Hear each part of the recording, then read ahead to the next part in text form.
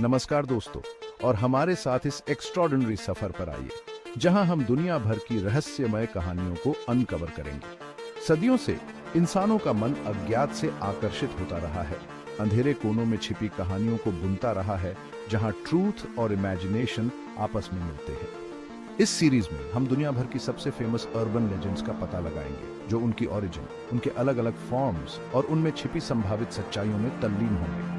Scotland के ऊंचे इलाकों से लेकर अमेरिका के जंगलों तक, और जापान की डरावनी गलियों से लेकर पुएर्तो रिको के रहस्यमय पहाड़ों तक, हम उन क्रीचर्स, घटनाओं और बिलीफ्स के पीछे की स्टोरीज का पर्दाफाश करेंगे, जिन्होंने जनरेशन से हमारी कलेक्टिव कॉन्शियसनेस को मोहित किया है। हमारे साथ जुड़े, क्योंकि हम अपने प्लैनेट के सबसे गहरे डर और सबसे फेमस रहस्यों में एक मजेदार यात्रा शुरू करते हैं। हम अपनी यात्रा स्कॉटिश हाईलैंड्स के धुंधले रहस्यमय नजारों से शुरू करते हैं, जहां एक विशाल क्रीचर की अफवाह सदियों से लॉक नेस की गहराई में छिपी हुई है। लॉक नेस मॉन्स्टर, जिसे प्यार से नेसी के नाम से जाना जाता है, ने अनगिनत कहानियों, साइटिंग्स और वैज्ञानिक एक्सपीडिशंस को जन्म दिया है। नेसी की कहानी 6वीं शताब्दी तक फैली हुई है, जिसमें सेंट कोलंबा द्वारा एक पानी के जानवर का पहला रिटन रिकॉर्ड मिलता है। हालांकि यह 20वीं सदी तक नहीं था कि नेसी ने पूरी दुनिया में प्रसिद्धि हासिल की, जिसमें 1933 में कथित मुठभेड़ों और धुंधली तस्वीरों की एक सीरीज सामने आई थी। समय के साथ नेसी को एक लंबे समय तक जीवित रहने वाले प्लेसियोसॉर के रूप में वर्णित किया गया है। कुछ थ्योरीज का सुझाव है कि यह एक विशाल स्टर्जन या एक अनयूजुअली बड़ा वेल्स कैटफिश भी हो सकता है। हालांकि इस बात का कोई पक्का सबूत नहीं मिला है। लॉक नेस की विशाल गहराई और जटिल अंडर वाटर टेरेन इसकी ठंडी, मर्की पानी की क्लैरिटी को और भी कम कर देता है, जिससे नेसी का अध्ययन करना और भी मुश्किल हो जाता है। सोनार स्कैन्स और अंडर वाटर एक्सप्लोरेशंस ने कुछ इंटरेस्टिंग रीडिंग्स दी हैं, लेकिन उनमें से कोई भी एक बड़े अननोन क्रीचर के होने की पुष्टि नहीं कर सका है। हमारी यात्रा अब हमें यूनाइटेड स्टेट्स के बीचों बीच ले जाती है, जहां 1960 के दशक के मध्य में वेस्ट वर्जीनिया के शांत शहर पॉइंट प्लेजेंट को अजीब और डरावने नज़ारों ने टेरिफाइड कर दिया था। यहाँ मॉथमैन की कहानी सामने आई। नवंबर 1966 में शुरू होकर पॉइंट प्लेजेंट और उसके आसपास के इलाकों के लोगों ने एक अजीब बर्ड लाइक क्रीचर को देखना शुरू कर दिया, जिसका वर्णन उन्होंने लगभग 6 से 7 फीट लंबा, लाल आंखों वाला और विशाल पंखों वाला बताया। जैसे जैसे साइटिंग्स बढ़ती गई, वैसे वैसे मॉथमैन का डर भी बढ़ता गया। कुछ लोगों का मानना था कि यह क्रीचर एक बुरा शगुन है, जो किसी आने वाली मुसीबत से जुड़ा है, जबकि अन्य ने अनुमान लगाया था कि यह एक म्यूटेटेड क्रीचर या एक बिल्कुल अननोन स्पीसीज हो सकती है। मॉथमैन की कहानी ने दिसंबर 1967 में एक भयानक मोड़ ले लिया, जब पॉइंट प्लेजेंट में ओहायो रिवर पर सिल्वर ब्रिज गिर गया, जिसमें 46 लोग मारे गए। कई लोगों के लिए ब्रिज का गिरना मॉथमैन के पिछले अपीयरेंसेस की पुष्टि थी। चैप्टर 3। हमारी अर्बन लेजेंड्स की खोज अब हमें जापान ले जाती है, जहां एक डरावनी आकृति सड़कों पर घूमती है, जो सुंदरता के पीछे एक भयानक सच्चाई छुपाती है। कुचिसाके ओन्ना से मिले।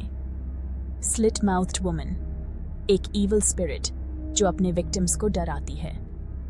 कुचिसाके ओन्ना की कहानी हेयन पीरियड की है, जहां एक बहुत सुंदर लेकिन घमंडी महिला रहती थी, जो अपने सामुराई पति की ईर्ष्या और शक का शिकार हो गई थी।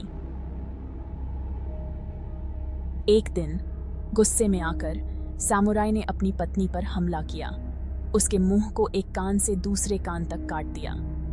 अपनी खराब अपीयरेंस और बदला लेने की प्यास से प्रेरित होकर महिला की आत्मा एक इविल स्पिरिट कुचिसाके ओन्ना के रूप में वापस आ गई।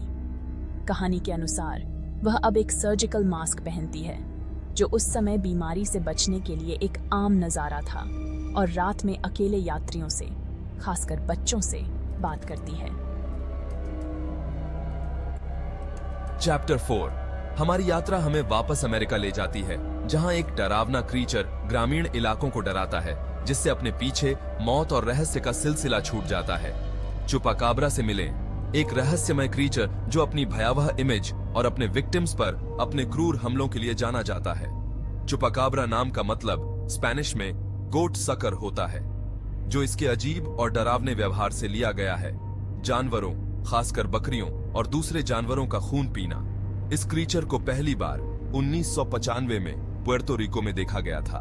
चुपाकाब्रा का वर्णन अक्सर एक हैरी, कुत्ते जैसे या रेप्टाइल जैसे रूप में किया जाता है, जिसमें तेज पंजे, चमकदार आंखें और पीठ के साथ नीचे की ओर रीढ़ की हड्डी होती है। चैप्टर 5। हमारा आखिरी पड़ाव हमें एमरल्ड आयल, आयरलैंड ले जाता है, जहां एक डरावनी महिला आकृति सेल्टिक मिथोलॉजी और फोल्कलोर के इतिहास में गहराई से उकेरी गई है।